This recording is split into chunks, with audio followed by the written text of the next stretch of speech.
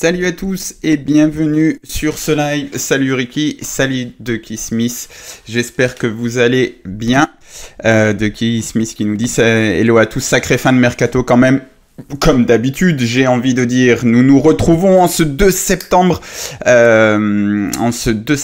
2025, donc à la fin du mercato. Il y a encore eu, si je ne dis pas de bêtises, 16 ou 17 départs, je sais plus, et 12 arrivées à l'Olympique de Marseille. Et il y a certains départs qui m'ont un petit peu marqué parce qu'il y a vraiment des joueurs dont je ne comprends pas. En fait, j'aurais aimé les connaître, ces joueurs, et ils sont arrivés à l'OM et je ne les ai pas connus.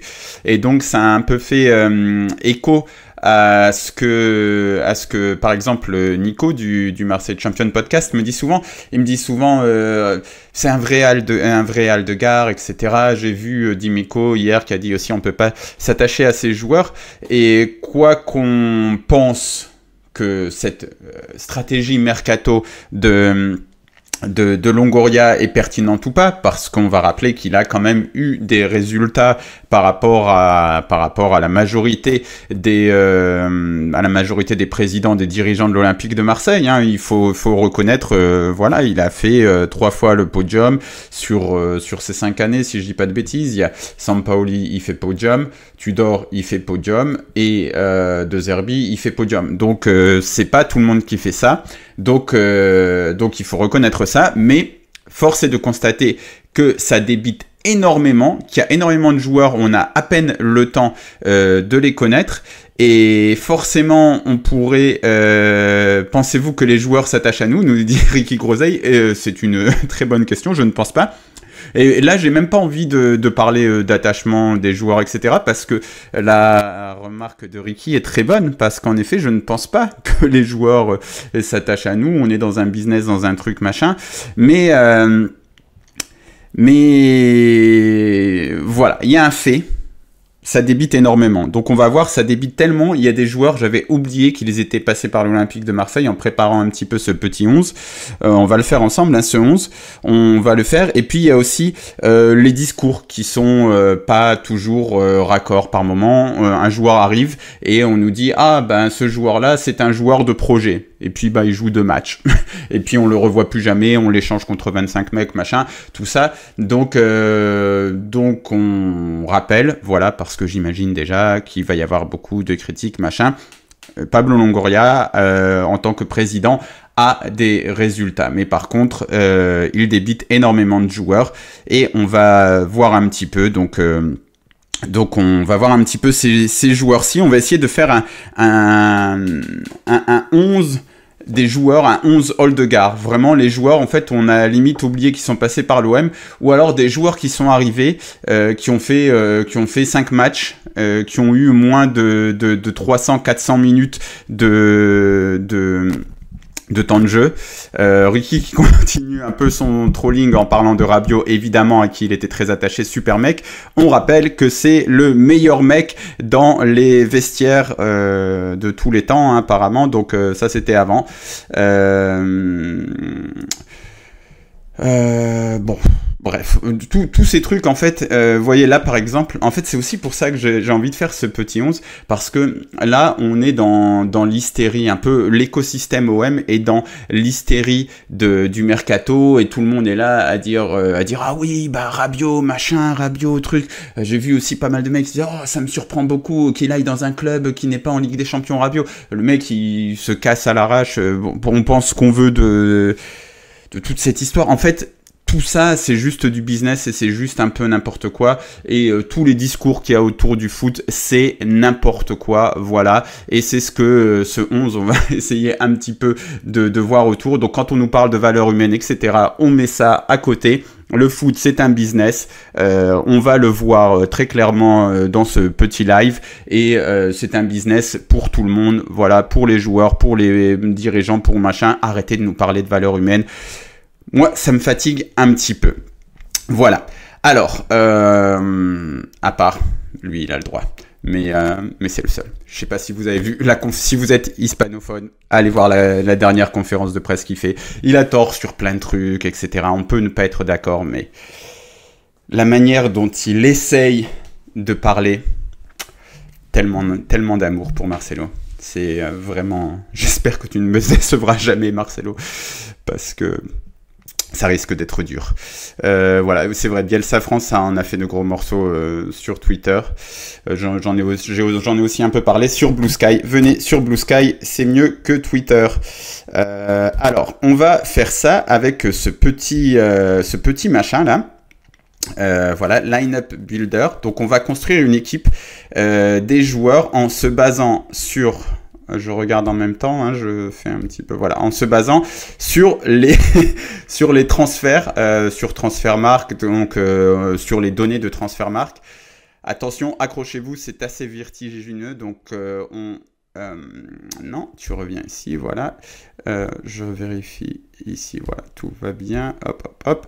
Donc ça, c'est depuis l'arrivée de Pablo Longoria. On va partir, on va dire, en 2021-2022, la première saison complète, celle de Sampaoli, avec du Gerson, Paul Lirola, etc. qui arrivent. Donc on va partir de ça, on va aller piocher les joueurs là-dedans. Il y en a beaucoup, vous voyez, arrivée départ tous les ans, ça débite énormément, ça débite.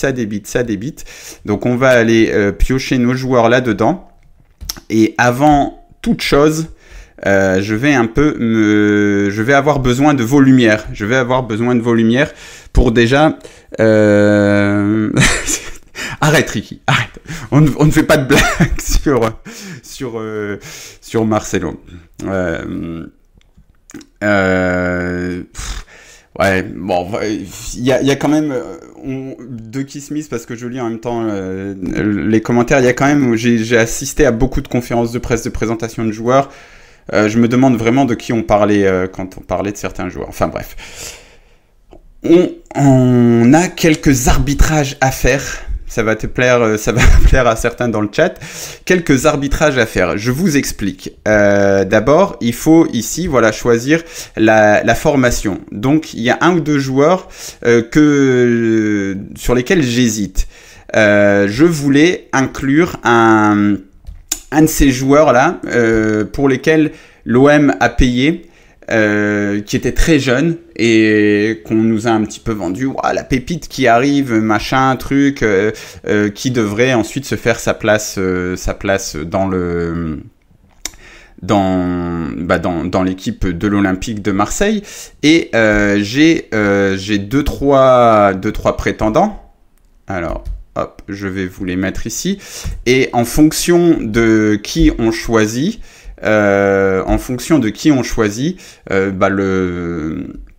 on choisira notre petite formation. Alors, et il est où? Le premier que j'avais pris, parce qu'après on va aussi voir le temps de jeu de tous ces mecs à l'OM, et je m'étais dit, au moins je ne suis pas de mauvaise foi. Je ne suis pas de mauvaise foi, et on peut prendre Emran Soglo. Il a un peu joué à l'OM. Je vais pas partir sur un truc. Donc Emran Soglo, vous vous souvenez, quand il signe, on nous dit oui, l'OM est parti prendre ce mec du centre de formation de Chelsea, machin, tout ça. Il joue un petit peu. Pour moi, Emran Soglo, c'est symbole d'un jeune qui aurait peut-être pu percer. Il commence à jouer avec comment il s'appelle, Marcelino. Il marque même un but, si je ne me trompe pas, en début de saison, puis il est dégagé. Emran Soglo, il a coûté 0. Après, il y a notre ami Saya Sea, que Pof aimait beaucoup parce que c'était un peu les chevaliers du Zodiac, pour lequel on dépense un petit peu moins d'1 million d'euros, 700 000 euros, pour aller le chercher à 3. Là aussi, on nous avait dit, attention, très, très fort joueur, machin. Bon, dans tous les cas, les jeunes, c'est comme ça. Et enfin, il y a peut-être le plus cher, Niakossi, Il y a eu beaucoup de rapports sur combien ça a coûté. Là, par exemple, Transfermarkt est à 2 millions d'euros. J'ai vu un article de la Provence avant ce live qui parlait aussi de 2 millions d'euros. Donc 2 millions d'euros pour un joueur qui arrive dans un secteur de jeu, donc même pour les jeunes de l'OM, bah, ça les bloque parce que il y avait notamment, comment il s'appelait déjà ce défenseur central qui avait aussi signé un contrat pro. Bref, on faisait signer des contrats pro à des jeunes, mais on leur ramène un mec qui coûte 2 millions d'euros, qui est censé, après percer vers l'équipe première. Et Niakossi, il est même pas dans les tableaux de transfert, comme CA d'ailleurs, parce qu'il n'a jamais joué avec l'Olympique de Marseille. Voilà. Il n'a jamais joué avec l'Olympique de Marseille. C'est 0, il a joué Youth League, il a joué U19, l'équipe réserve, mais jamais avec l'Olympique de Marseille. Donc à la base, je voulais plutôt partir avec Soglo, donc Soglo le mettre plutôt arrière gauche. Bon, CA, je pense qu'on peut l'éliminer, c'était juste pour s'en souvenir un petit peu comme ça. Mais Niakossi ou Soglo, dites-moi, on met qui dans l'équipe? Qui représente le plus pour vous ce côté un petit peu Old-Gare, Niakossi ou Soglo?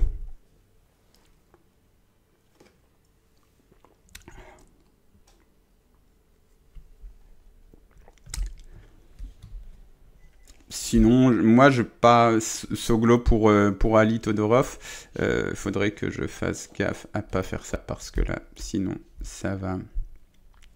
Hop. Ce que je voyais. On partirait plutôt. Parce que le truc de Soglo, c'est qu'il a pas coûté d'argent.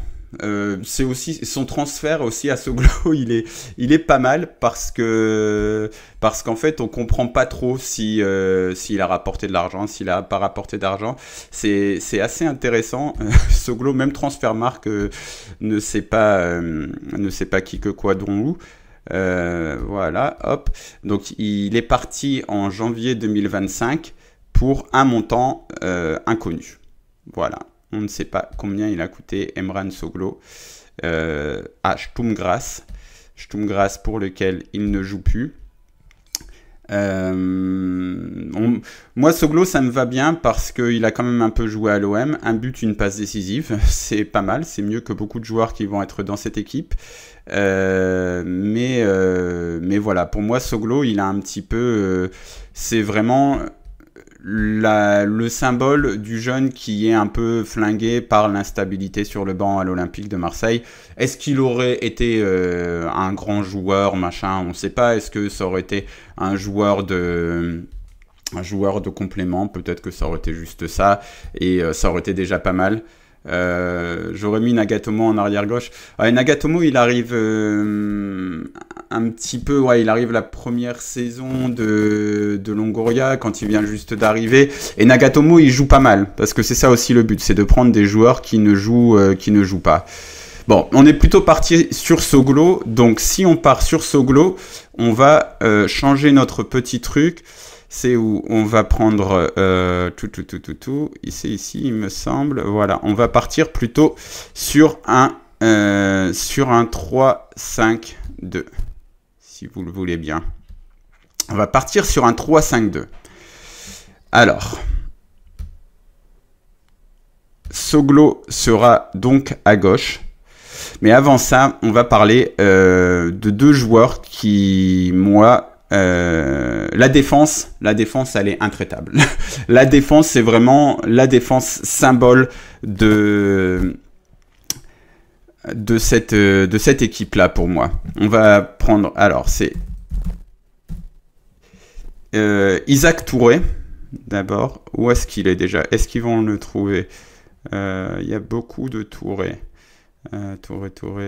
Il est à Lorient toujours, Isaac Touré. Si je ne dis pas de bêtises. Attendez, on va faire une petite recherche. 2 minutes. Mais Isaac Touré, quand il arrive à l'Olympique de Marseille, je suis en conférence de presse et Et Pablo Longoria parle de joueur de projet. Il dit, c'est un moment dont on se souvient un peu plus loin dans le projet. On se dit, ah, ce gars-là, on l'a acheté et c'est un joueur qui a été important pour notre projet, pour ce qu'on a voulu construire. Et Isaac Touré, alors, où est-ce qu'il est? Il arrive quand? Donc déjà, c'est 2022-2023. Voilà, Isaac avec 2A, 1K.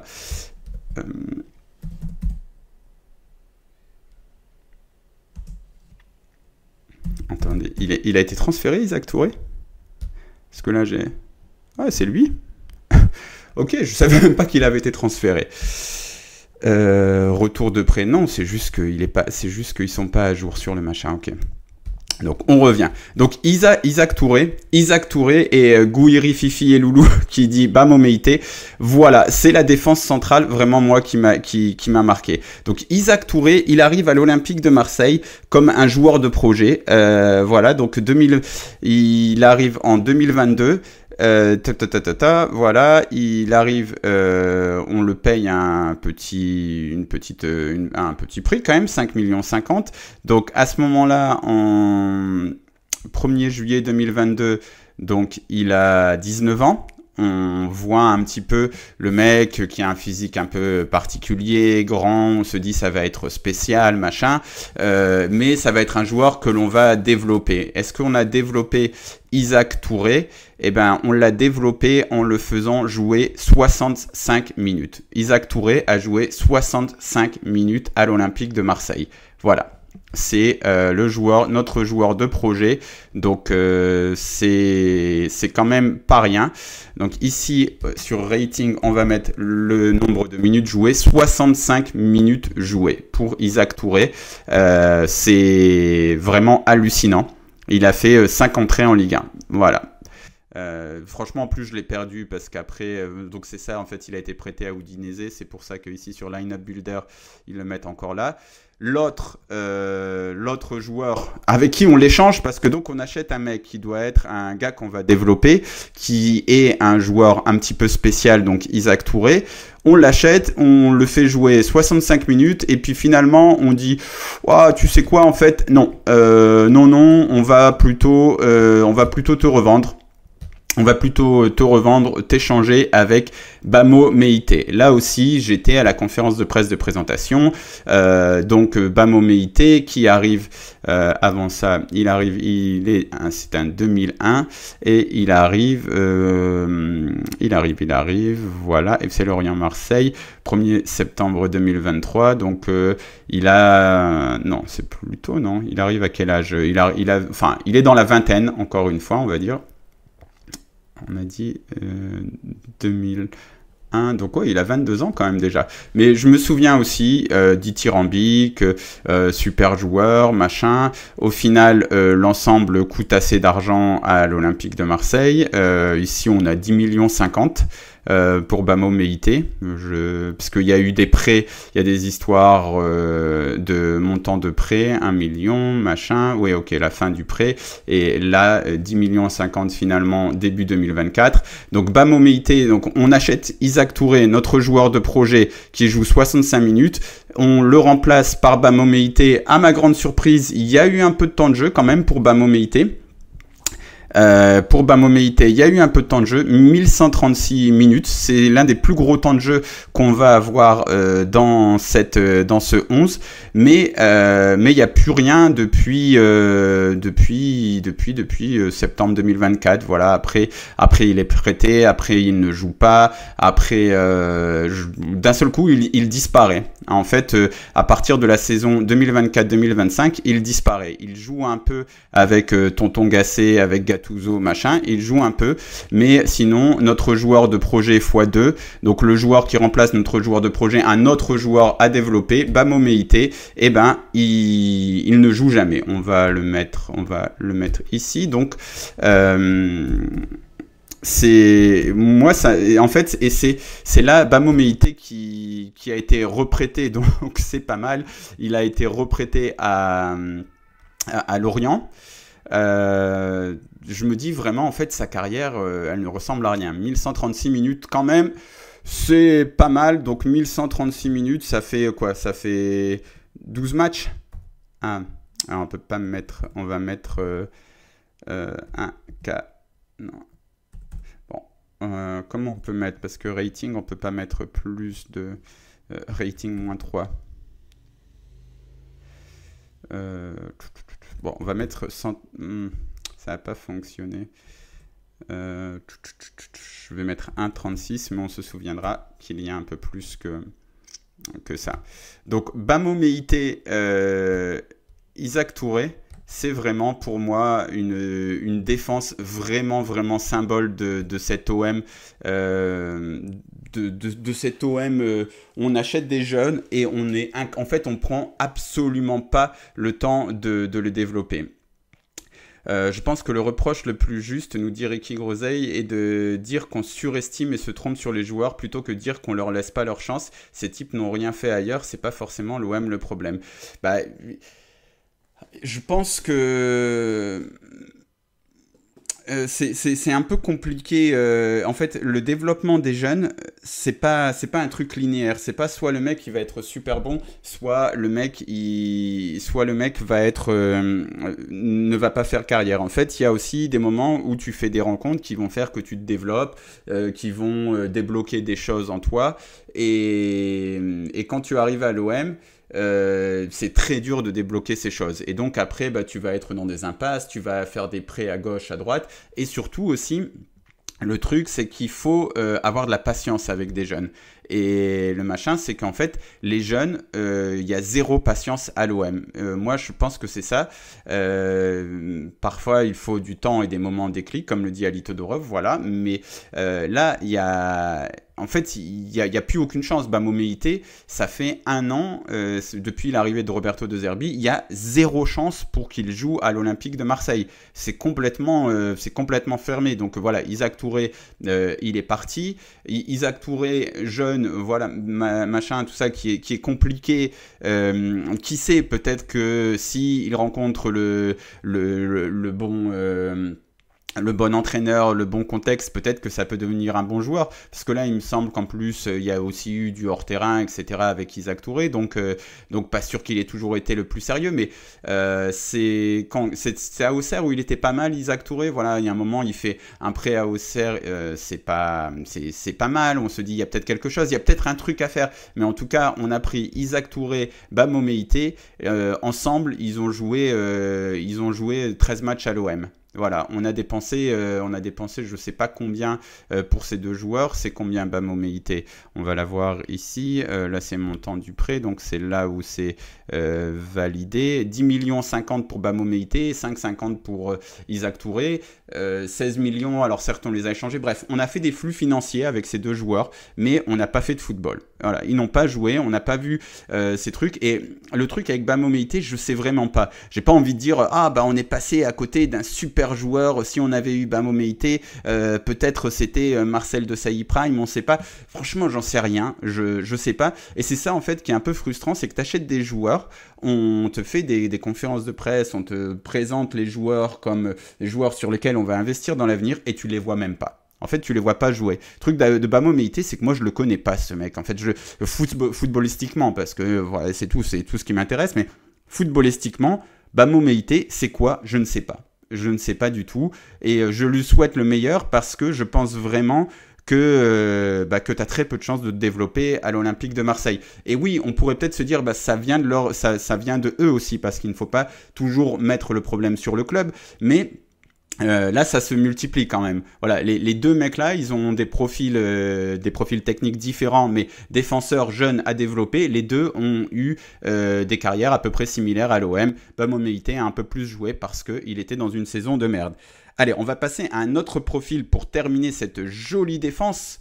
Vous l'avez sans doute deviné. Qui peut être le meilleur joueur qui n'a absolument pas joué, qui est arrivé à l'OM, qui n'a servi à rien du tout. Je veux bien sûr parler de notre superbe recrue, Luis Felipe Ramos, qui est arrivé alors gratuitement, etc. Luis Felipe Ramos, il arrive Pour combien? C'est arrivé 2024-2025. Tu es où? Même là, ils le mettent pas. Voilà, Luis Felipe. Luis Felipe, donc c'est un autre type de recrue un petit peu typique de l'Olympique de Marseille de Longoria, c'est les coups. Alors, il faut les tenter, pourquoi pas, je suis pas toujours contre, mais toujours est-il que toujours dans cette idée de club qui débite beaucoup et dont on ne connaît pas les joueurs, Luis Felipe, perso, je le connais pas. Luis Felipe, il a joué 121 minutes à l'Olympique de Marseille, voilà. Heureusement, l'investissement financier semblait minimum, mais il entre pleinement dans cette équipe. Odegaard, joueur qu'on ne connaît pas. En fait, il a joué à l'Olympique de Marseille, mais on ne le connaît absolument pas, Luis Felipe Ramos. Donc voilà, donc on a maintenant une belle défense qui a joué. Alors attendez, on peut faire l'addition. 1036 minutes de jeu pour Bamo Meïté qui va faire monter les chiffres. Plus 65 minutes de jeu de Isaac Touré, plus 120 de Luis Felipe Ramos, ça nous fait 1221 minutes au total. Si on divise par 90, ça fait des joueurs qui ont joué à peu près 13 matchs à l'OM. Bon, on va voir que ça va vite baisser. Franchement, Bamo Meïté, j'ai vraiment insisté pour le mettre dans cette équipe parce que c'est vraiment un joueur symbole. Meïté, Isaac Touré, c'est le symbole de ce Odegaard. Je les connais pas, ces joueurs-là. Voilà.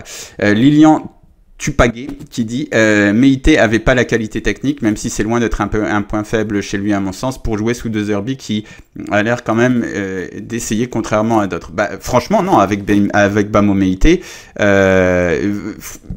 pour moi il a pas essayé du tout. C'est Gattuso et Gasset ont essayé avec Bamo Meïté, mais regarde, donc là c'est sa carrière à l'Olympique de Marseille, donc on voit 2023-2024 il joue encore un petit peu.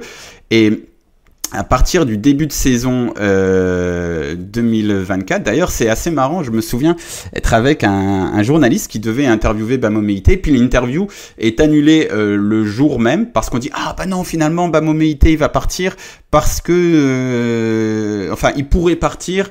Parce que à ce moment-là, De Zerbi s'est aperçu qu'il n'avait pas la qualité technique machin, et donc à partir de ce moment-là, bah, ça y est, c'est fini pour Bamo Meïté à l'Olympique de Marseille. Et j'ai l'impression des fois que c'est vraiment un symbole de ce truc, genre à un moment on dit ah bah non, lui il est pas, allez hop, tu dégages. J'aurais pu mettre Lilian Brassier, qui a moins joué que Bamo Meïté encore à l'Olympique de Marseille, hein, sur lequel on avait investi beaucoup plus, mais voilà. J'ai préféré mettre Bamo Meïté parce que Bamo Meïté, Isaac Touré, Luis Felipe, je trouve qu'on a là une défense quand même assez incroyable. 3 joueurs qui sont passés à l'Olympique de Marseille que je ne connais absolument pas. Je ne sais pas s'ils sont bons, s'ils sont mauvais. Isaac Touré, à la limite, je l'ai vu un petit peu à Auxerre à un moment. Maintenant, il a eu des blessures, des trucs comme ça, bref. Voilà, l'Olympique de Marseille.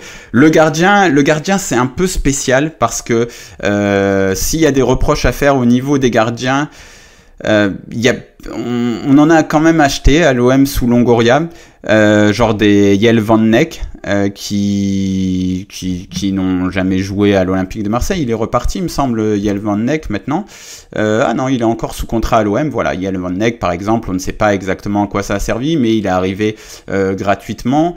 Il y a Geoffrey Delange qui est arrivé également. On peut, le seul reproche à faire, c'est un reproche qui est à ce moment-là assumé par les dirigeants de l'OM, c'est de dire nous on veut 2 gardiens compétitifs machin, donc voilà, c'est pour ça qu'on a été chercher Ruben Blanco, mais dans ce cas-là bah ça bloque complètement la place d'autres joueurs comme le fameux Simon par exemple, ou le gardien de la Gambardella. Ces mecs-là n'ont aucune chance de jouer à l'Olympique de Marseille parce que ce n'est pas la stratégie du club, mais à la limite voilà, là j'ai envie de dire c'est assumé. Je vais mettre Ruben Blanco dans les cages parce qu'il est là depuis un paquet d'années pour montrer que au final voilà quoi, il sert pas à grand chose, parce que Geoffrey Delange, il a joué 2 matchs. Ruben Blanco à l'OM, c'est 885 minutes de jeu. Donc voilà, en 1, 2, et là il entame sa 3e saison parce qu'il ne va pas partir. Donc cette saison, on va avoir Ruben Blanco qui a un petit salaire assez sympa. On va avoir Geoffrey Delange et Geronimo Rulli, donc il ne va pas jouer. Donc son poids va encore augmenter. Après Ruben Blanco, il y a le truc de la blessure. Bon, franchement, il y a des circonstances atténuantes quand même. Et là, pour le coup, c'est compréhensible. Voilà, il a joué 885 minutes de jeu en 2 saisons à l'OM. C'est pas génial, c'est un gardien remplaçant. Voilà, on peut dire problème, tu n'as absolument pas donné la chance à tes jeunes du centre de formation, on peut le dire. Mais comme ça, bon, on met Ruben Blanco ici.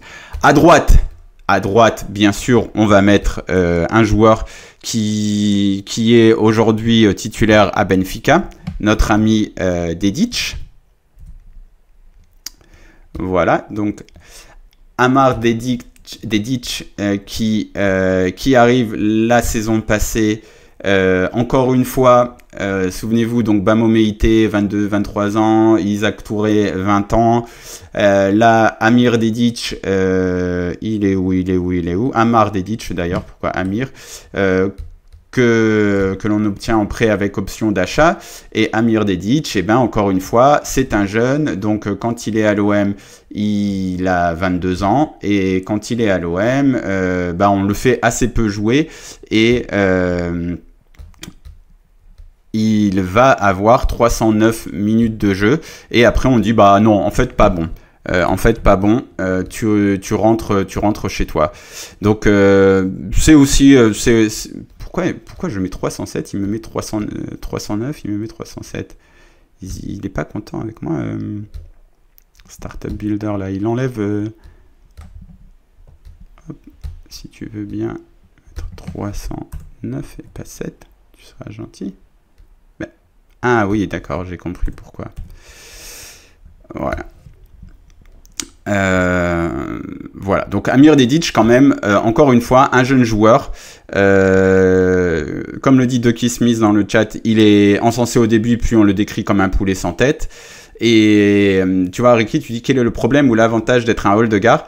En fait, je pense, je me suis vraiment dit, là par exemple avec Jonathan Rowe, je me suis dit, arrêtons d'acheter des jeunes. C'est juste qu'on est dans un projet,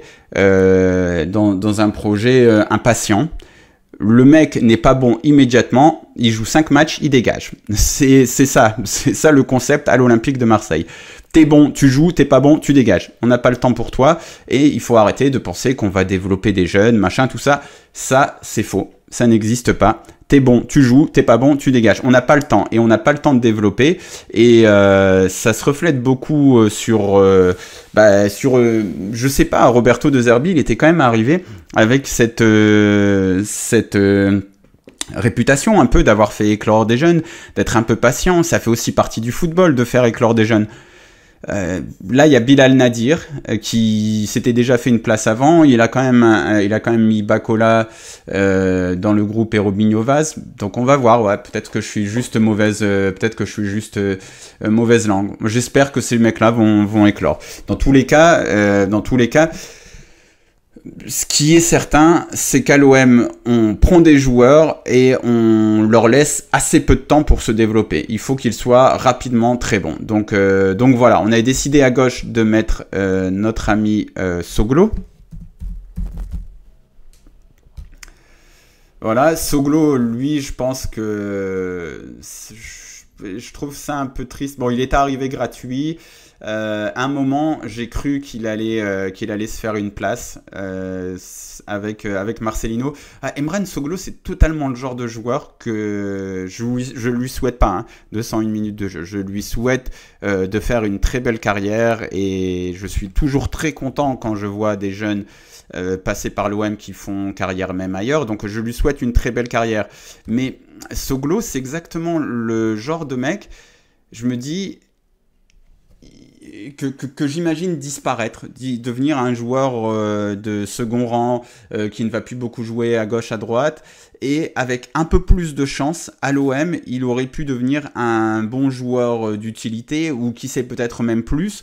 Mais à un moment, il y a des trains comme ça qui passent. Il y a le train Marcelino qui était là, dans lequel il avait embarqué Soglo. Il avait dit oui, tu vas venir avec moi, je vais te développer, je vois des qualités. Un but, une passe décisive. On voit comment il peut l'utiliser sur le terrain. Et puis après, Marcelino, il part. Et puis Soglo, il est là, il est perdu, il sait plus quoi faire. Il perd du temps. Il a peut-être aussi, il s'est peut-être cru arriver à un moment parce qu'il commence à jouer, il ne joue plus, et peut-être que c'est ces événements-là qui ont fait que Soglo ne va pas faire une très grande carrière. J'imagine très bien Soglo disparaître, et dans quelques années, on se dira ceux qui se plaignaient de Soglo, machin. Et voilà, Soglo, ce sera un regret, et en tout cas, c'est un peu un symbole aussi de cette post-formation qui échoue à l'OM, ou en tout cas de la difficulté de réussir même en post-formation à l'OM, je trouve. Lesquels de ces joueurs ont été bons ailleurs? Dedic, il est bon, il est bon actuellement à Benfica. Momeité, on va lui souhaiter d'être bon à Lorient. Il était bon avant d'arriver à l'OM. Isaac Touré, il a fait un petit moment à Auxerre. Et encore une fois, si on parle de jeunes joueurs, on peut pas simplement se dire non, t'as vu, ils ont été nuls à l'OM, ils sont nuls après, parce qu'une carrière, en fait, il y a un moment, il y a des déclics, il y a un truc, ça explose. Il y a des joueurs qui sont des joueurs moyens, qui en fait vont faire des carrières extraordinaires parce qu'ils ont le bon coach, ils ont le bon truc au bon moment. Là, moi, je pense que ce que ça met en valeur un petit peu ce 11, c'est que l'OM est un mauvais endroit pour développer des jeunes, en fait. J'espère voilà, que Robinho Vaz, etc., ça va exploser. Mais en tout cas, l'environnement général, c'est quand même, il faut être bon immédiatement. Et tu ne peux pas être bon immédiatement si tu es jeune. Donc c'est un petit peu ça. C'est un petit peu ça. Merci Ossa Alexma qui m'a suivi, il me semble.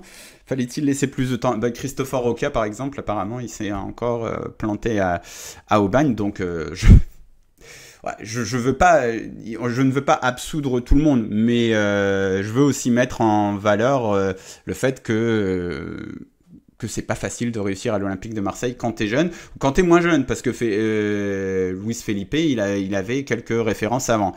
D'ailleurs, en parlant de joueurs qui ont quelques références, on va passer au milieu de terrain. Ouais, voilà, comme tu dis, Ricky, si t'es pas Nasri ou Camara, tu joues pas. Et donc, il y a un moment, je sais pas si, franchement, même, pourquoi tu laisses, enfin, je sais pas. Il y a des, c'est facile d'être, franchement, ça fait tellement, j'ai eu tellement de débats sur la formation à l'OM, c'est tellement facile. D'un côté comme de l'autre, c'est tellement facile de critiquer, ce que j'ai longtemps fait, dire on laisse pas la chance aux jeunes, et c'est tellement facile de l'autre côté d'être dirigeant, de dire les jeunes ils sont pas assez bons. En fait, moi ces deux approches-là, je les trouve vraiment beaucoup trop limitées, et elles servent à rien du tout. C'est pas comme ça qu'on fait de la formation, en fait. C'est pas simplement en disant ils sont pas assez forts, ou alors on leur fait pas assez confiance. Non, il faut que il y a autre chose à créer. Il y a un contexte pour développer des jeunes. Il y a un contexte de jeu dans lequel le jeune sait qu'il va entrer. Il y a un contexte de jeu dans lequel on sait qu'il va pouvoir faire des erreurs, mais il y a quelqu'un d'autre qui va les rattraper, et on va pas lui tomber dessus, et on va avoir un peu de patience avec lui. En fait, c'est tout ça qui doit se passer. Mais il faut pouvoir développer. Le jeune n'est pas un joueur fini. Voilà. Et à l'Olympique de Marseille, on ne veut que des joueurs finis. Et autant le discours, je suis d'accord qu'on me tombe dessus pour dire oui, en même temps, si C'est facile de dire faut laisser les jeunes jouer. C'est pas comme ça, non. Il faut que les joueurs, que les jeunes le méritent, etc. Complètement d'accord, mais il faut aussi créer un environnement pour pouvoir développer des jeunes. Et j'ai longtemps entendu, franchement, j'ai à peu près tout entendu sur la formation. Longoria, je l'ai beaucoup entendu aussi dire l'année de Tudor, par exemple, dire oui, les jeunes, ils ont pas le niveau, ils sont pas assez bons. L'année d'après, tu gagnes la Gambardella. Bon, voilà, il n'y a que Daryl Bacola qui va jouer. Après, il faut aussi poser les axiomes de ce débat différemment. C'est pas simplement les jeunes ils sont pas bons ou alors faut faire confiance aux jeunes. C'est l'OM est un club très difficile pour les jeunes. Donc comment on le rend moins difficile? Pour moi c'est un petit peu ça. Il faut réfléchir à faire d'autres choses. Après, encore une fois, là je mets beaucoup de négatifs.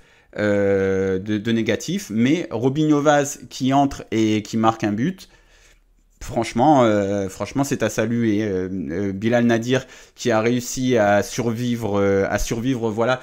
Bilal Nadir, c'est un symbole de la formation à l'OM. Donc déjà, c'est un joueur qu'on achète, de 1. Ensuite, c'est un joueur qui passe par des moments très difficiles où, en fait, il y a aussi ce côté, on lui fait plus confiance. En fait, Bilal Nadir, il fait partie de ces jeunes qui n'ont pas le coffre physique, apparemment. Après, c'est un joueur aussi sous Tudor, là, le moment où il est sous Tudor, parce que lui, il arrive au début de la saison Sampaoli. Mais après, donc, il stagne, il avance plus trop. Et puis, petit à petit, il arrive à dépasser ce truc qui écrase tout le monde, en fait, qui écrase tout le monde. Et il revient, il se blesse, il revient encore une fois. Franchement, Bilal Nadir, c'est un gros symbole de la formation à l'OM. Et Vaz, c'est aussi un joueur qu'on est parti chercher ailleurs. C'est aussi un joueur qu'on est parti chercher ailleurs, à Sochaux, il me semble. Enfin bon, alors attendez, si vous voulez bien, je vais regarder un petit peu. Donc qui j'avais mis au milieu de terrain? Oui, bah bien sûr. Au milieu de terrain, encore un joueur symbole du... D'ailleurs, j'ai fait une erreur parce que je voulais mettre... j'aurais dû mettre plutôt... Ah, j'ai peur que ça m'efface tout. J'ai peur que ça m'efface tout, donc j'aurais peut-être dû mettre un 3-4-3. Est-ce que si je change la formation, il va tout effacer? Attendez, je sais pas. 3, 3, 1, 3. Non, pas vraiment. 5, 2, 3. Voilà, 5, 2, 3, on va faire.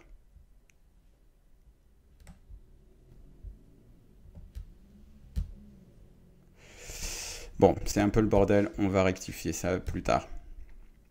Bon, donc le milieu, on va passer au milieu de terrain. L'occasion de voir encore...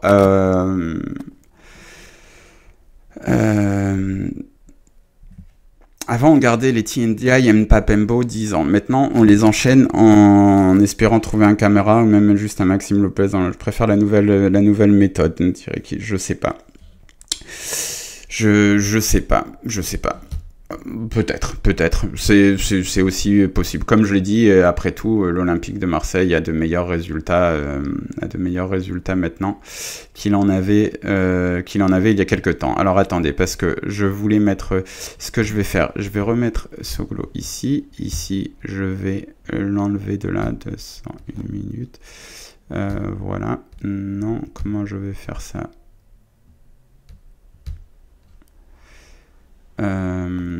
Je sais plus comment on enlève le mec. Ouais, voilà, remove. Et je vais le mettre ici.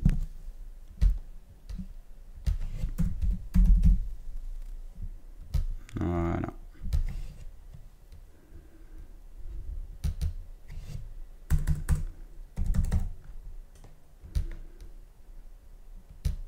On va le faire monter un petit peu solo. Donc au milieu de terrain, encore une fois, ce truc des joueurs avec lesquels on n'a pas de patience. Je vous demande notre ami Ismaël Koné. Comment on va plutôt?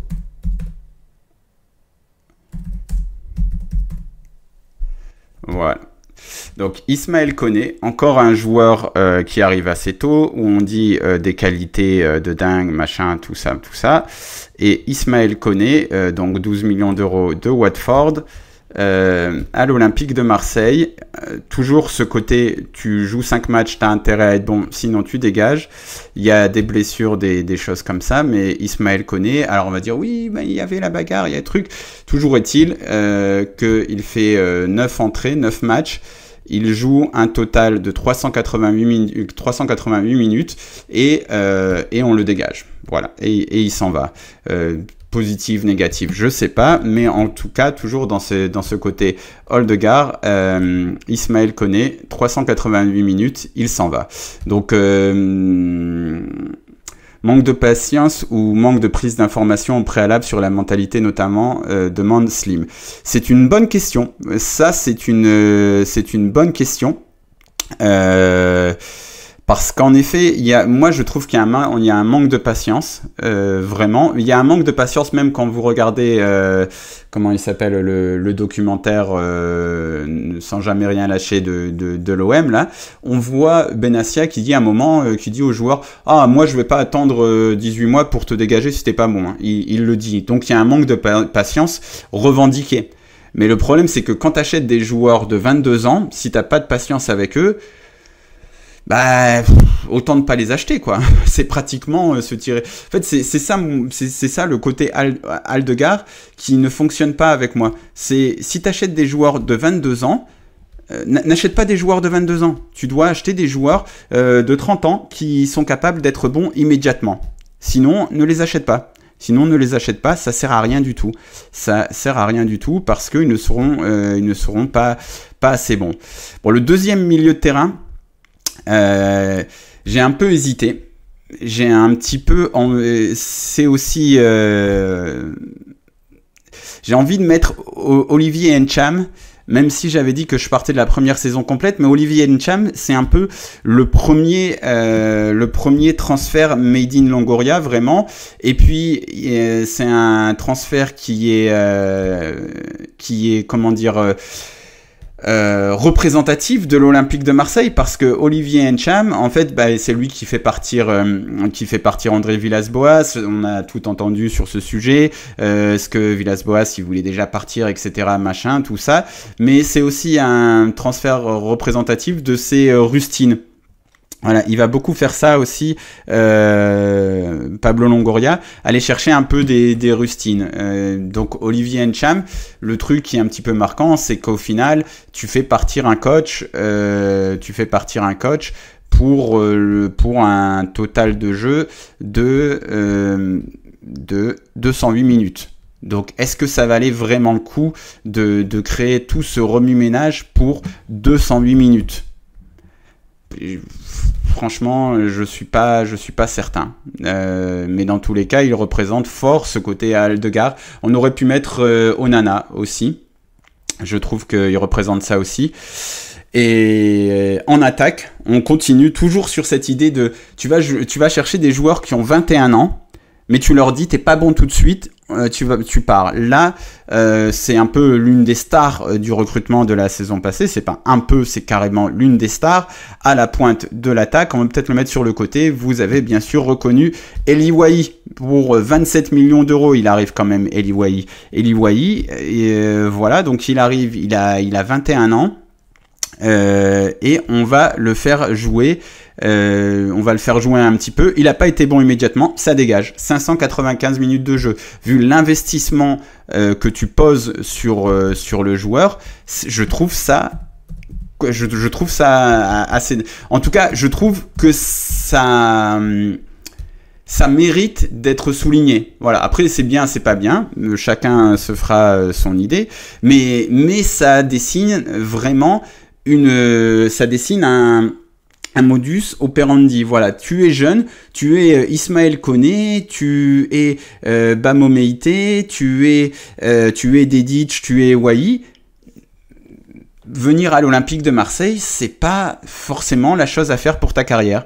Vraiment, je pense. Ou alors, faut que tu sois très très fort. Et il faut que tu sois très très fort, il faut que tu sois performant immédiatement. Et je pense que tu as besoin de patience avec des joueurs de 21 ans. Sinon achète des joueurs de 27 ans, ceux qui réussissent à l'OM actuellement, et les jeunes, essaye de faire éclore des jeunes de ton centre de formation, mais arrête de dépenser 27 millions d'euros pour des jeunes à qui tu vas faire jouer 595 matchs. Vous comprenez que 595 matchs, donc tu l'as acheté 27 millions d'euros. Alors certes, après on peut dire oui, mais tu l'as revendu, machin.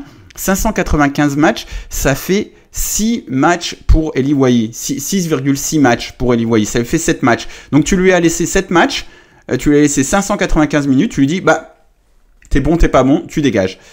Raoulito qui nous dit les rustines sont souvent prises dans le speed en hiver. Oui, et franchement, par exemple, Onana, est-ce que c'était une si mauvaise chose? Parce que à ce moment-là, Longoria était sous le feu des critiques. Là, beaucoup de gens qui sont aujourd'hui des fans, à l'époque, le défonçaient. Mais tu avais besoin d'un milieu de terrain pour jouer rapidement. Nadir, en plus, il se blesse. Donc, tu fais venir Onana. Bon, Onana, voilà, il fait ses matchs. Il te coûte pas grand-chose. Il part. Pourquoi pas, tu vois, pourquoi pas. Et puis, en plus, le but de ce 11... c'est de montrer un petit peu que beaucoup de joueurs sont passés sans qu'on puisse même les connaître, mais c'est pas de dire forcément j'ai raison, je suis le meilleur, c'est une honte, c'est un truc, c'est juste de mettre en valeur le fait qu'en effet beaucoup de joueurs passent par l'Olympique de Marseille sans qu'on puisse même les connaître. D'ailleurs je m'aperçois que quand j'ai changé mon truc, j'ai échangé Dedic et Meite, donc je vais faire ce petit changement. Est-ce que je peux faire ça? Ah oui, mais d'ailleurs je peux le faire comme ça. Je vais les remettre à leur place, nos deux amis. Voilà, donc si je fais ça, Dedic il va aller là. Et si je fais ça, Meite même il devrait... bon, c'est pas, vous me pardonnerez de ne pas avoir mis les joueurs à leur place exacte. Dans l'idée, c'est déjà... Voilà. Mais voilà, moi ce que je retiens un peu de tout ça, c'est quand même voilà, 22 ans, 20 ans, 21 ans, ne venez pas à l'OM, quoi. C'est très dur. Ou alors faut que vous sachiez que faut être très très fort immédiatement, et je pense que et ne pas dire oui, on croit beaucoup dans le joueur, on va attendre machin. Je pense pas que ce soit comme ça. Il y a un joueur qui m'a aussi beaucoup intéressé. Je pense qu'il peut prendre sa place dans ce 11 Odegaard à l'Olympique de Marseille. C'est notre ami Angelito Correa. Peut-être pas Angelito d'ailleurs, mais Correa. Donc je me demandais, est-ce que l'on met Correa pour le côté vraiment il est invisible, ou Moumbagna pour le côté il a vraiment pas eu sa chance? C'est un petit... qu'est-ce que vous en pensez de Moumbagna ou Correa, en sachant que le but de ce 11, c'est de faire un 11 Odegaard, et Correa, il a quand même vraiment donné l'impression d'être passé en Erasmus, quoi. Il est vraiment... il avait pas l'air d'avoir envie d'être là. C'est deux trucs différents. Parce que j'ai 3 joueurs pour 2 places restantes dans mon 11 Odegaard. Voilà, Luis Suarez, dit Slim Zero. Voilà, Luis Suarez pour moi c'est un titulaire obligatoire. Ricky qui dit encore un type à la mentalité douteuse et à l'attitude nonchalante. En effet, et ça rejoint ce que disait Slim plus haut. Est-ce qu'on ne prend pas suffisamment bien les informations préalables? Ça fait aussi partie du recrutement. L'impression que des fois, cette direction, elle est un peu sur le fait, on va faire un coup mercato. Là, par exemple, Correa, ça ressemblait un peu à un coup mercato qui a très vite été mis de côté, qui a été très vite, en tout cas, désavoué par beaucoup de monde. Mais voilà, il avait... Oui, je sais pas, c'est un mec, tout à l'heure quelqu'un aussi demandait c'est quoi le truc négatif du côté Odegaard. C'est que les joueurs ils s'en foutent un petit peu, et Correa c'est un peu le représentant de ça. Ouais, je pense que Correa il va se faire sa place, c'est un peu le mec, en fait il est un peu comment dire, baladé à droite à gauche. Il arrive dans un club, il se dit oh, maintenant je suis là, merde, j'étais à l'Inter avant, j'avais pas forcément envie d'être là. Et le gars, il s'investit pas. Et c'est ça aussi qu'on peut avoir quand on veut faire des coups mercato pour pas grand chose. Et ben, on a des gars comme Correa. Voilà, allez, Correa, t'as gagné ta place parce que c'est quand même il représente aussi autre chose. Oh là là, il est là, notre ami Correa. Il représente aussi autre chose. Correa, c'est, je l'avais pas ici. Correa, beaucoup trop de joueurs ouverts. Ah, il est là, Joaquin. Il représente un coup mercato raté. Voilà, 682 minutes de jeu. Et bah, sur le côté Odegaard, encore une fois, je le répète parce que je sais que là, c'est le moment où il y a beaucoup de, pourquoi pas, de personnes qui vont dire non mais Pablo il est trop fort, etc. Et il y a 1 an et demi, quand tout le monde disait ah Pablo il est trop nul, et qu'à ce moment là je disais oui bah peut-être pas, peut-être qu'Onana c'est peut-être pas une si mauvaise idée, non il fallait dire qu'il était nul. Bon, c'est comme ça, c'est pas grave, c'est l'environnement marseillais qui est comme ça, qui fait qu'on s'enflamme pour dans un sens ou dans l'autre, un peu n'importe comment. Mais Correa, ça représente ce truc-là aussi de cette direction qui tente de faire des coups et qui fait des coups, et par moments les coups en fait ils ressemblent à rien parce que Correa il avait pas envie d'être là, et Correa il a pas envie d'être là, et voilà, bah ça se plante pas mal comme d'autres coups mercato que l'OM peut faire, donc on va le mettre dedans parce que c'est un profil un peu différent. Ce qui est intéressant dans ce 11, c'est qu'on a beaucoup de profils jeunes. Je pense qu'il y a vraiment, s'il y a un seul enseignement à tirer de ce truc, c'est que avec ce modus operandi qui est revendiqué même par Mehdi Benatia, si t'es mauvais, je vais pas attendre 18 mois pour te trouver une porte de sortie. C'est très dur de développer des jeunes. Donc par contre, c'est très dur de développer des jeunes. Mais c'est des risques contrôlés parce que tu sais que ces jeunes-là, tu vas pouvoir les revendre après parce qu'ils ont un salaire qui est moindre et qu'ils ont une certaine cote sur le marché. Donc tu te dis, ah bah ok, ça va peut-être pas marcher, mais c'est pas grave, Eli Wahi, il y aura toujours un Francfort, un machin qui va vouloir venir le prendre. Donc tu peux quand même prendre le risque. Mais par contre, est-ce que pour le football, ça sert à grand-chose? Pas vraiment. Et donc en pointe, j'ai quand même envie de mettre Luis Suarez, qui est aussi un joueur qui a fait une bonne saison. Là, il est parti pour assez cher, il me semble, notre ami Luis Suarez. Et quand il est arrivé à l'OM, voilà, personne n'a trop compris pourquoi il était arrivé à l'OM en fait, lui non plus. J'ai l'impression enfin, je sais pas, personne n'a trop compris ce qu'il était venu faire ici en fait, Luis Suarez. Et pourtant, il semblait avoir le profil, l'attaquant qui va presser, etc. Mais au final, voilà. Et il a fait aussi 403 minutes de jeu, donc toujours ce côté Odegaard. Il est quand même pas mal pour ça, Luis Suarez. Ah, non, c'est pas le même. Lui, il crache pas sur ses adversaires, même si c'est celui-ci, hein. El Suarez, oui, avec sa tête là. Ouais, il était colombien, c'est bien ça. Luis Suarez. 403 minutes de jeu.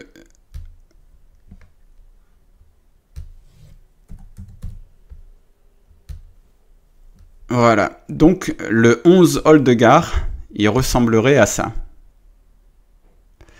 Et j'ai pas mis Moumbagna, voilà, c'est vrai que Moumbagna, il m'a fait un peu de la peine. Alors lui, il se blesse, etc. Mais voilà, encore un joueur, Faris Moumbagna, il arrive, il est un peu plus âgé, un profil un peu atypique, on va le développer, truc, bon tu te blesses, non allez ça y est c'est foutu. L'OM c'est vraiment très très dur. En fait ce que montre aussi ce truc, c'est ce 11, c'est que t'as pas deux chances à l'OM, soit tu réussis immédiatement, soit tu dégages. Et c'est... Alors oui, enfin... En fait, le truc qui me fatigue déjà, c'est que j'imagine déjà les commentaires sous la vidéo qui vont dire « Ouais, bah, ils sont nuls, ils dégagent, machin, un truc. » C'est... Ouais. Oui, bah, écoutez, c'est... Oui, ok, si vous voulez. Mais, ouais, Moumbagna, en fait, ça fait aussi partie des joueurs... Voilà, en fait... qu'on n'a pas vraiment connus, quoi. On les a pas vraiment connus à l'OM. C'est un petit peu spécial. Ils veulent planter avec le... Donc si on prend cette équipe, team captain, qui on mettrait capitaine de cette équipe? C'est qui le symbole ultime? Moi je mets Isaac Touré parce que c'était joueur de projet. Voilà, man of the match. Joaquin Correa, comme ça au moins il aura fait un truc, il aura servi à quelque chose. Allez, on va faire ça. Hop, hop. Save and share. Comment tu fais? Ok. Please enter a squad title. Yes, I will enter a squad title. Yes, but where? Je sais pas où est-ce que je dois entering le squad title. Il est où mon squad de title? Ça doit être ici, non? Ouais, squad title.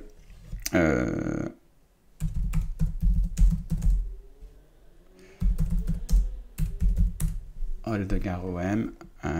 Voilà. Bon, pas besoin, ça va. Au cas où, parce que je sens le truc, je vais faire un print screen comme ça. Au pire, je garderai mon machin. Hop. Hop, et save and share.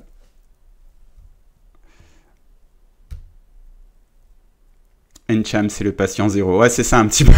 Encham, c'est le patient zéro, comme dit Ducky Smith sur le truc. Mais Raoulito qui dit je regrette de ne pas avoir plus vu, c'est Luan Pérez. Mais Luan Pérez, en tout cas, on l'a vu une saison entière, tu vois. Voilà. Là, c'est plus le truc de se dire ok, on a une équipe sur lequel il n'y a pas de temps de jeu en fait. On a fait venir tous ces joueurs, on a parfois investi de l'argent sur eux et en fait ils ne servent à rien. On va faire le temps de jeu moyen du joueur dans cette équipe. Donc 884 minutes de jeu, j'ai ma petite calculatrice sur l'ordi en même temps. 184 minutes de jeu pour Ruben Blanco.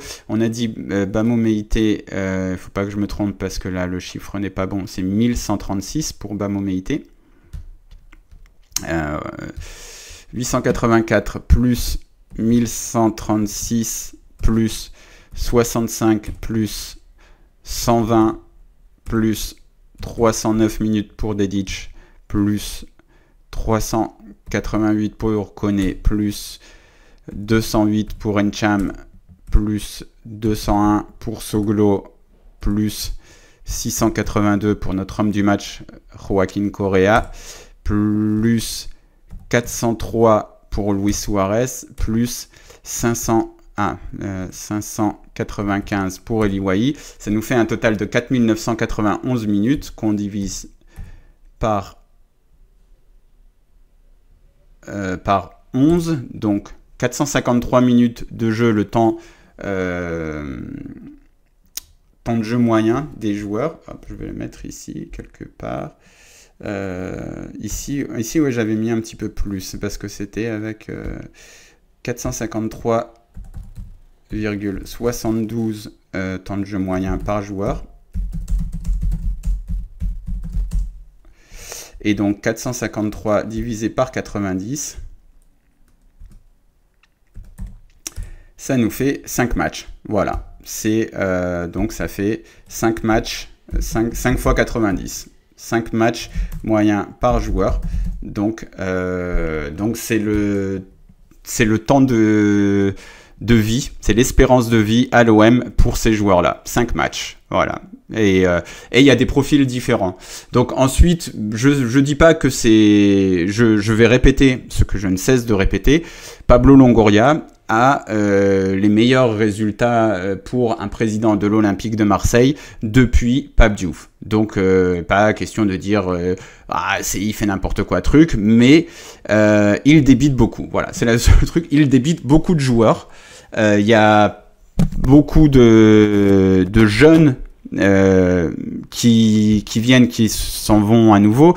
Voilà, entre 20 et 22 ans, il y a Wahi, Koné, Dedic, Meïté, Isaac Touré, tous ces mecs-là, en fait, Ils sont venus à l'OM, ils n'ont pas été immédiatement incroyablement bons, ils sont repartis. Parce que Dedić, il n'a pas été désastreux. Même Luis Suarez, il a quel âge, Luis Suarez? Il arrive en 2022, il est de 97. Bon, il a déjà 25 ans. Donc ok, un peu plus vieux. Mais voilà, le truc, c'est que si tu es un jeune joueur à l'Olympique de Marseille, il y a de fortes chances que tu te plantes. Mais par contre, il y a de fortes chances que tu puisses être revendu. Après, il faut aussi se dire, il y a un autre truc à prendre en compte avec la carrière des jeunes joueurs, parce qu'on parle beaucoup de jeunes joueurs. Il y a aussi le fait de se dire, ça peut être un frein pour ta carrière en fait de venir à l'OM, parce que peut-être que tu vas dans un autre club, peut-être que tu vas dans un club portugais, peut-être que tu vas à Leipzig, peut-être que tu vas dans un club comme ça et que là tu exploses, peut-être que tu vas en Allemagne comme beaucoup de jeunes Français font, et là tu exploses. Mais à l'OM en fait tu es un petit peu freiné quand tu es jeune. Ensuite il y a les coups un peu mercato comme Correa ou Ramos.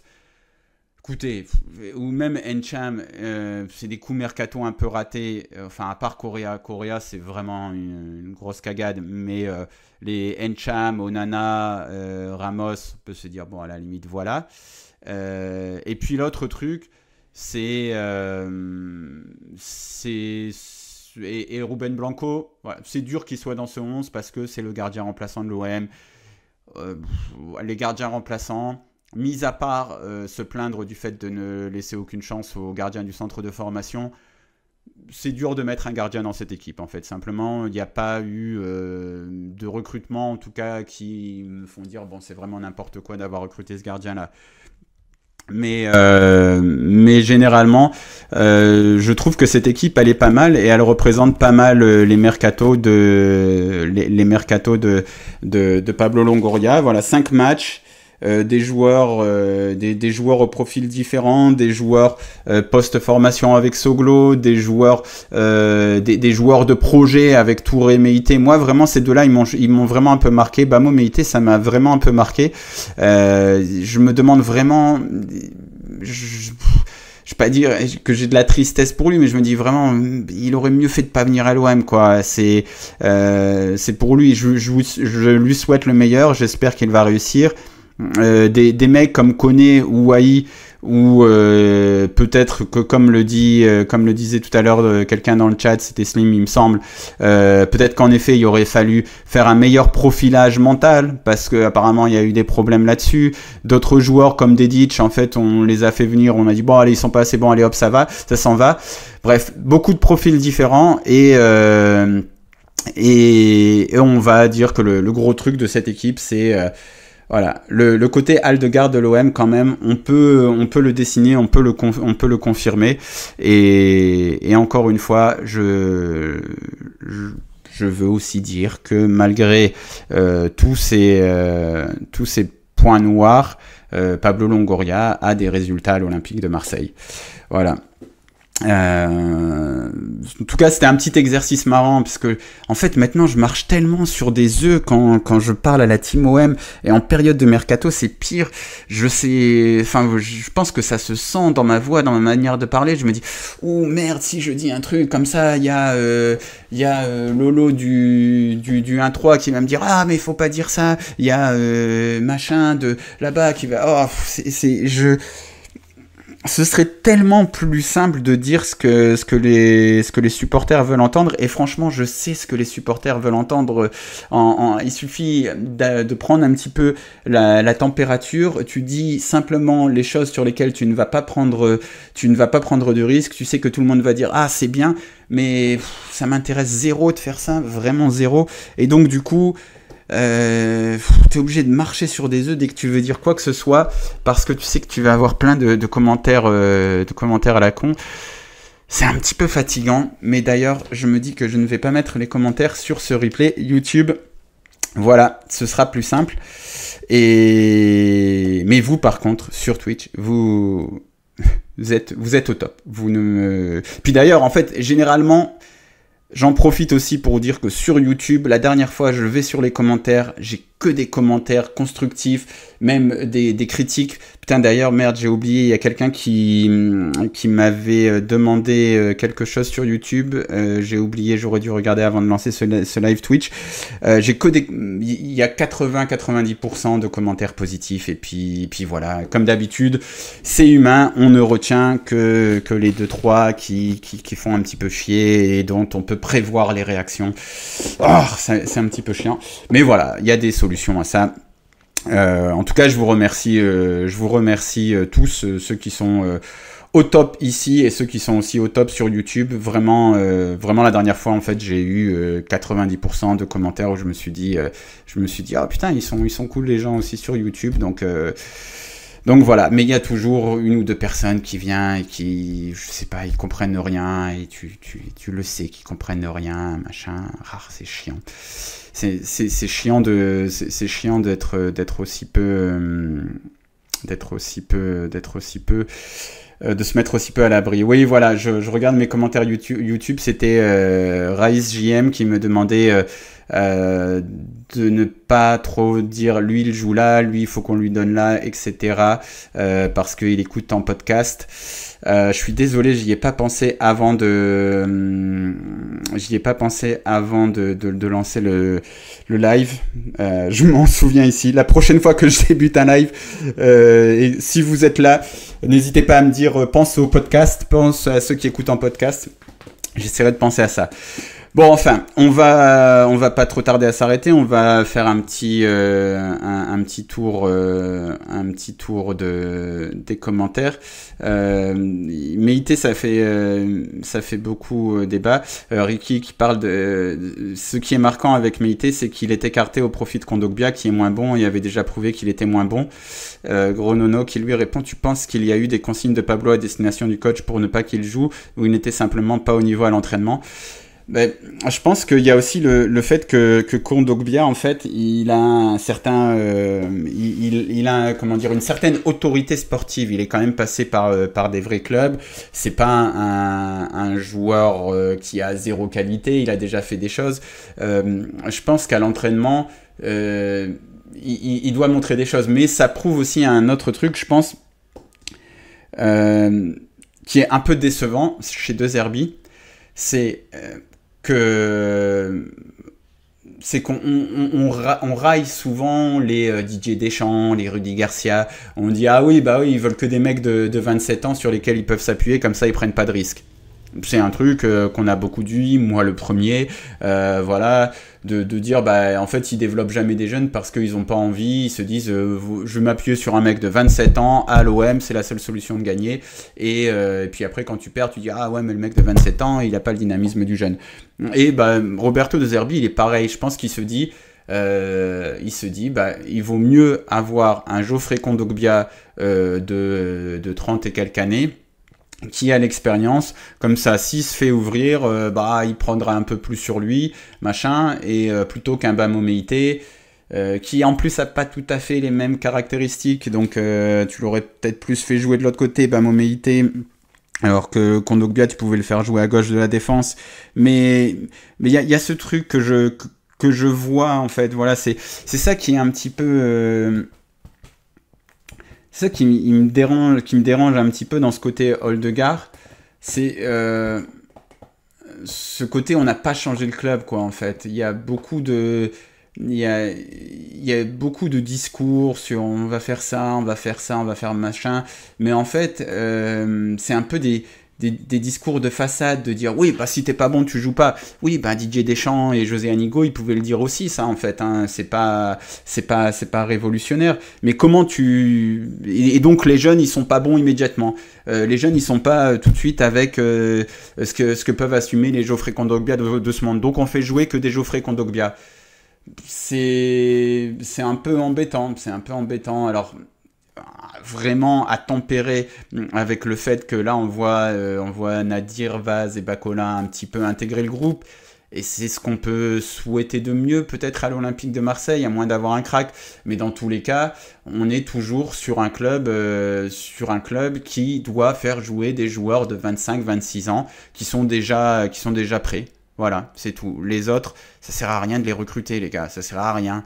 Ou si c'est juste pour pouvoir faire de l'achat-revente. Pour pouvoir faire de l'achat-revente, oui, c'est très bien. Parce que tu t'en fous que Ismaël Koné, il se plante à l'OM, tu t'en fous. Tu vas pouvoir le revendre. C'est pas grave.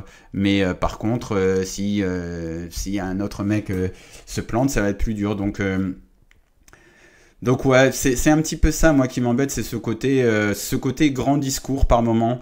De mecs comme Longoria ou Roberto De Zerbi qui au final ils vont pas s'investir sur un jeune, ils ne vont pas s'investir sur lui pour le développer autant que ça, ils vont pas s'investir sur un Koné, sur un Wai, vraiment le pousser à devenir un autre joueur. C'est soit tu es immédiatement bon, soit tu as immédiatement la bonne mentalité, soit tu dégages.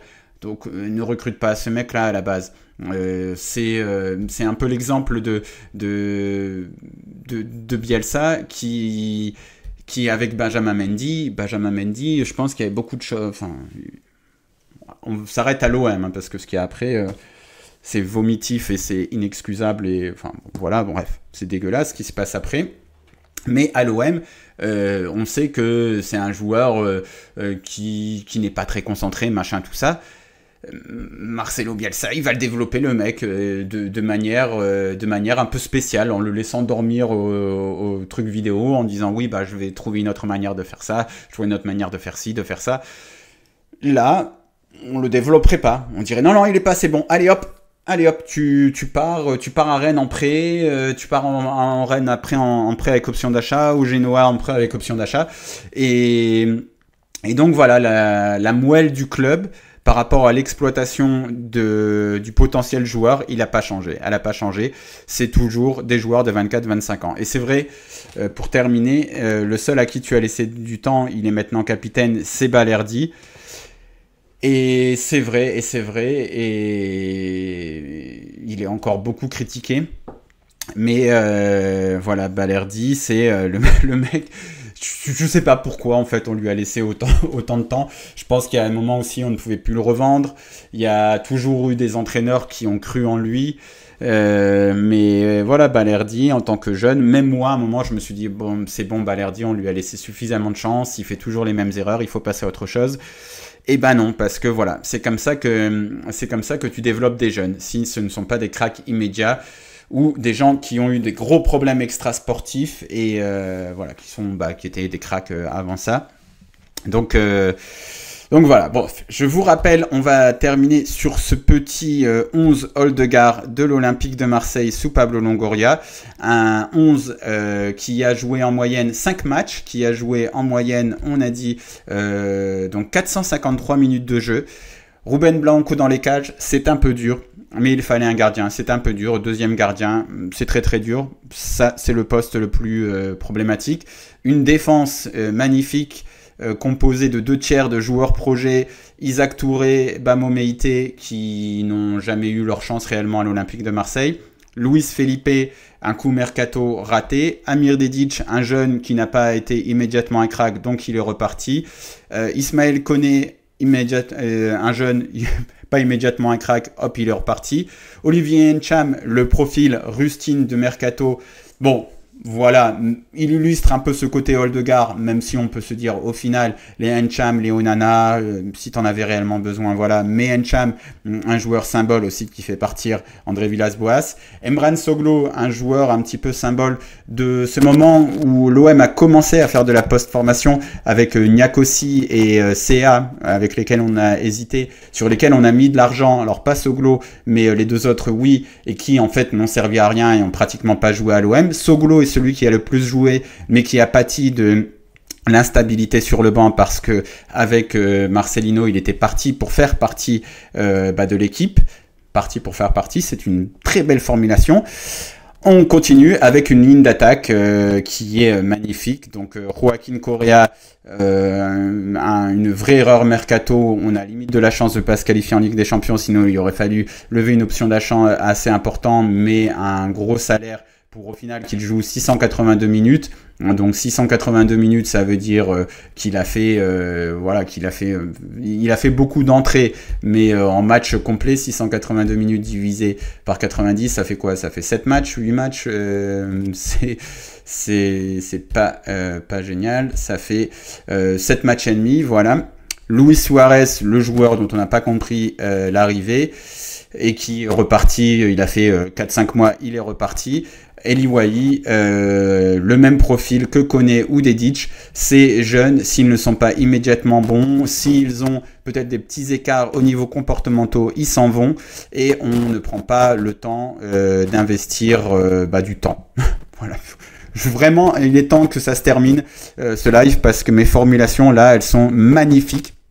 Mais en tout cas, Dedic, Koné, Wahi, ça illustre le fait qu'à l'OM, on ne prend pas de temps. Soit t'es bon, soit tu dégages immédiatement si t'as 22 ans. Voilà, l'OM de Zubi ou l'OM de Benassia en mélangeant tout, résultat et ambiance, image du club, joueurs, méthode, etc. Demande Ricky. C'est une bonne question à laquelle je ne répondrai pas aujourd'hui. Je vais arrêter ce live. Je vous remercie et je vous dis à très vite. Sans doute pendant la trêve, on arrive avec un petit projet où ce sera peut-être un peu question de mercato, mais de manière un peu différente. Et je vous dis à très bientôt. Merci encore à tous de m'avoir suivi. Et j'espère que pour ceux qui écouteront en podcast, ce ne sera pas trop décousu. À très vite. Ciao, ciao.